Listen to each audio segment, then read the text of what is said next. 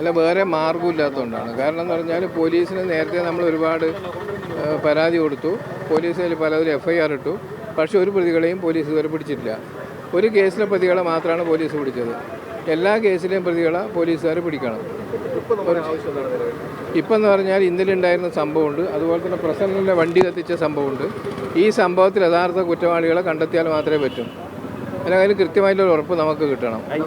ആരാണെന്ന് നിങ്ങൾ പറയുന്നത്? അല്ല, ഇതിൻ്റെ പിന്നിൽ TI മധുസൂദൻ എന്ന് പറയുന്ന ആളാണ് കഴിഞ്ഞ ദിവസം ഇവിടുന്ന് ആഹ്വാനം ചെയ്തത്. മധുസൂദൻ്റെ വൈതാളികരായിട്ട് ആളുകളെ ഇതൊക്കെ ചെയ്തത്. വേറെ ആരും ചെയ്യില്ല. ഞാനതാ പറഞ്ഞ CPM എന്ന് പറയുന്ന പാർട്ടി ഒഫീഷ്യലായിട്ട് തീരുമാനിച്ച കാര്യമായി ഇതെന്നൊക്കെ ഞാൻ വിചാരിക്കുന്നില്ല. കാരണം CPMൻ്റെ അനുഭാവികളായിട്ട് ആളുകൾ TI മധുസൂദനം ദുരുപയോഗം ചെയ്തിട്ട് ചെയ്യുന്നതാണ് ഈ കാര്യങ്ങൾ.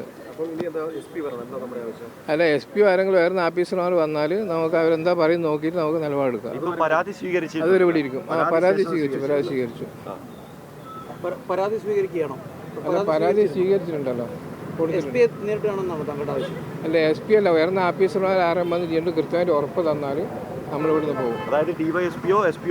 DYSP അല്ല, SP. DYSP ഓഫീസ് ഇവിടെയല്ലേ.